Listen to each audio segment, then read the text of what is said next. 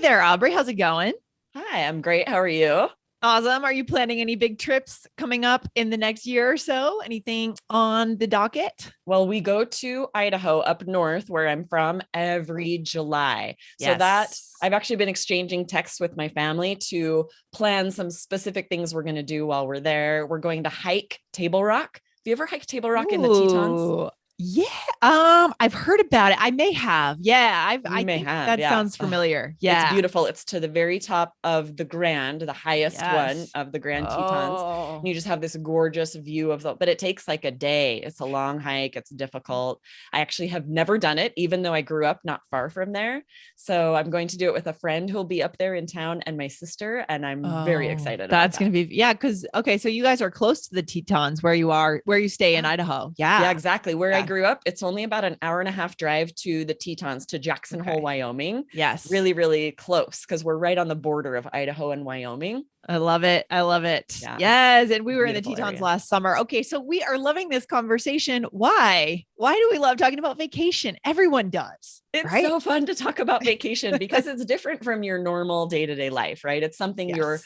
excited to do. Or if it's a vacation you just took, it's so Mm-hmm. fun to talk about it. You had a great time. There's Exactly. some kind of fun story to share. Everybody loves talking about vacations. And there's usually a funny story to share. If you're Totally. going abroad and you're dealing with other languages, there's always just funny stories. Yes, I love it. exactly. I love it. So good. Yeah, I'm excited. I'm trying to plan a trip to Argentina at some point in the next year. Awesome. I Have want you to go been to before? Yeah, I lived in Argentina for 3 months Oh, in my that's great. 20s, but I want to go this time down to Patagonia. So to do some hiking, see the Awesome. glaciers and that kind of trip, and then go up to BA, over to Mendoza, and just do a really nice loop around the whole Oh, I country. can't wait Yeah. to see pictures. I know, I know. It's going to It's be gonna be awesome. great.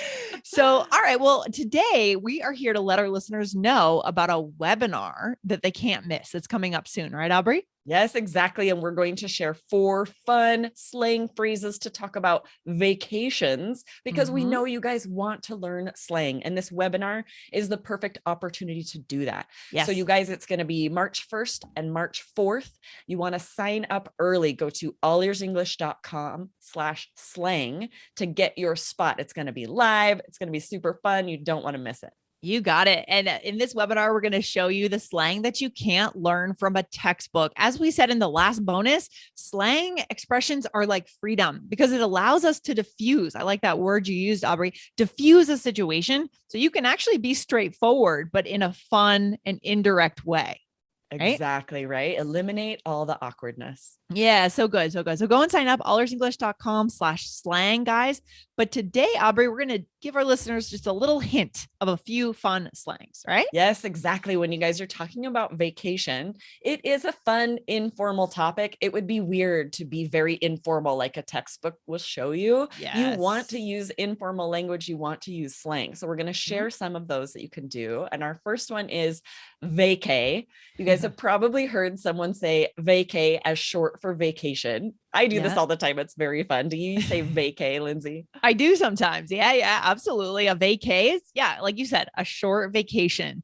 So does that mean like a weekend or could it be a long vacation or is it Yeah, I just think I Mhm. think anything. I would say like, ooh, I booked a vacay to Hawaii for 4 weeks. Like, I Yeah, think it can it could be be. any length of Sure. vacation, but it's just so much more informal, right? Yeah. It's just fun. It's slang. Say, ooh, I just booked a vacay for this Yeah. weekend. Exactly. It's just more about the word choice. You're choosing Yeah, to say vacay instead of vacation because maybe you're around your coworkers and you're having fun, you're joking around, or your friends, right? It's a casual situation. So that's better. exactly. I feel Mhm. like it emphasizes how fun it is. If you're just saying like, Yeah, I'm going to go on vacay. vacation, you say, ooh, I'm going on a vacay. You're going to use it with that kind of intonation, more like Yep. fun and excited. It'd be weird to say that seriously. I I'm going agree. to take a vacay. Oh, that sounds weird.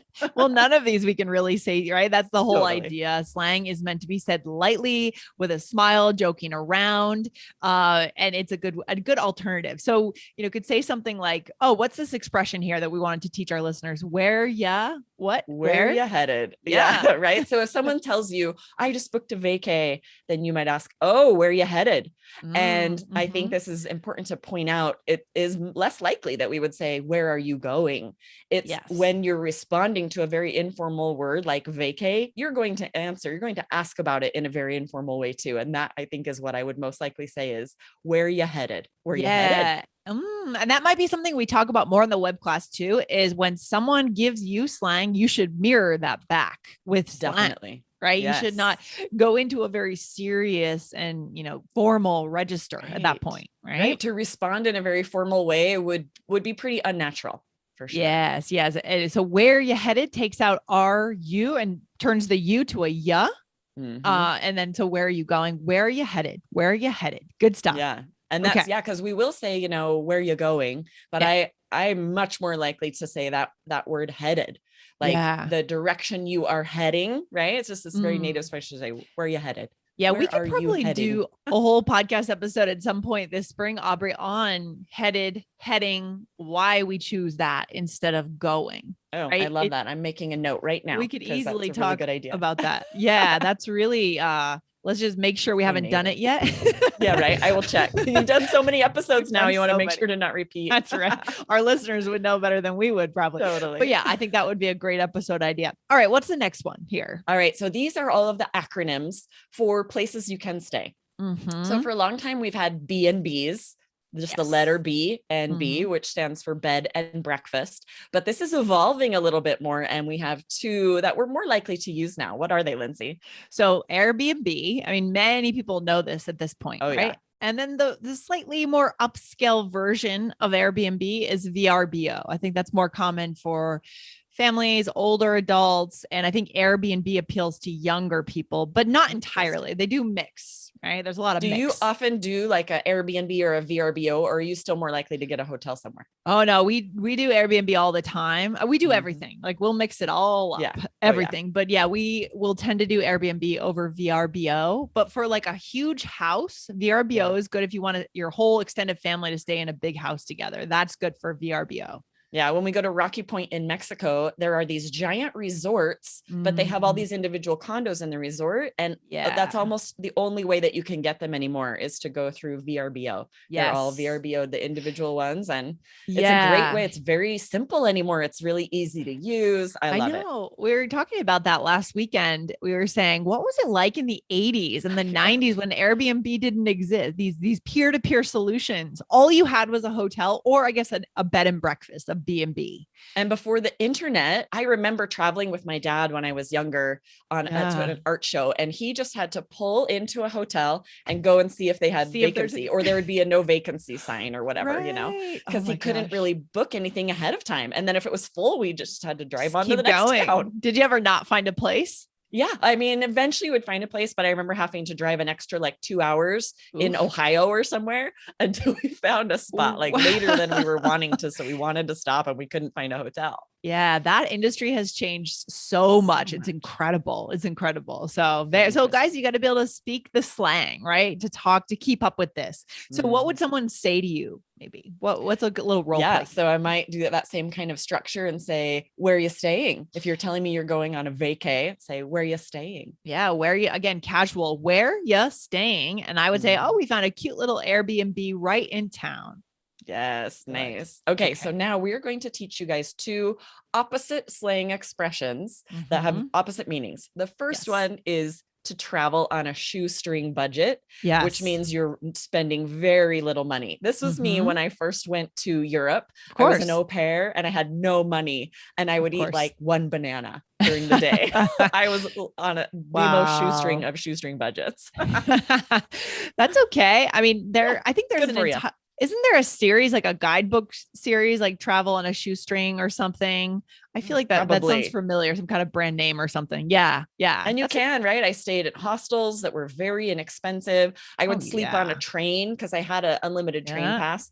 so I could sleep on a train that was about 8 hours so that I didn't have to even pay for a hostel. Oh, I know. When you're young, you don't have money. It's a great life. It's a good life though. But you know what? You end up having the most interesting experiences because So true. you don't have money. So you have to find other ways. You have to meet people. You have more time, right? Because you're not doing expensive things. I think you just have more serendipity in your life sometimes when you have less money on trips. For sure. I met so many amazing people, and I would just wander the whole town because I didn't have money to go to museums or events or anything. And I would see, I remember I saw almost all of Helsinki because I just had a full day to just wander the whole town. I didn't have any money to go anywhere. I met some really cool people. I just saw this is a very cool city. It was so fun.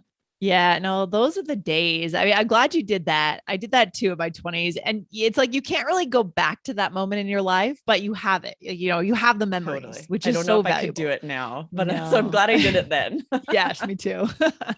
And then so we have the opposite expression, which is when you're traveling to spare no expense, which means instead of being on a shoestring budget, you're spending money. You want to have every experience. And so you're trying to not even think about money. You're going to the nicest restaurants and going to everything you can and sparing no expense, meaning there's nothing that you're not going to do because it's expensive.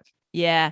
I think certain cities are good for this and certain cities and places are better for the other style, Totally. Like for example, Paris. So I studied in Paris and I was somewhat shoestring then, but then I went back later with my partner, a couple of years ago, and we spent some money because you want to go to the good restaurant. Yes. And you don't have to spend a ton of money to eat well in France, right? But you want to buy the wine, you want to eat the meat and just indulge a little bit. So certain cities are right for certain budgets. Yeah, I think Paris definitely lends toward sparing no expense or somewhere in between the two for sure. Yes, exactly. So I love it. Maybe I might ask you, did you go to any fancy restaurants while you were in Paris? Oh yeah, we spared no expense. Yeah, exactly. Right. Like, we definitely were going to go to the nice places, even if they were a little pricey because we wanted the experience. And the key is knowing which kind of trip you're on, right? We always got to know which kind of trip are we on here? Is this a budget or is this let's go all out and really enjoy ourselves, indulge? Yes. Right. Yeah. So Aubrey, this is the kind of conversation we might have again with our coworkers at work before that trip. Right? Yes, exactly. This is a great way to strike up a conversation. If you're in the break room with a coworker, that's my favorite thing to talk about. If a coworker asks me either about a trip I'm planning or the last trip I took, I'm always going to have something to say. And it's such a fun conversation. It's one of the best ways to build connections, but you want to use informal slang phrases to keep it lighthearted. It's true. And I think especially for our listeners, you guys are internationally minded, right? You have traveled, you're ready to travel, you want to travel. So this is such a good connection skill. And if you use slang, you're going to solidify that connection even more. And if you come to the web class, guys, we're going to go even deeper, much deeper than we did today into this slang. Again, Aubrey, where can they sign up for the web class? Go to allearsenglish.com/slang. Get your spot now. Show up on time. We're excited to see you guys there. Yeah, we can't wait to hang out with you guys. We'll see you there. allearsenglish.com/slang. See you there. All right, Aubrey, this has been great. I'll see you on the web class. Awesome. Thanks, Lindsay. See ya. Bye. Bye.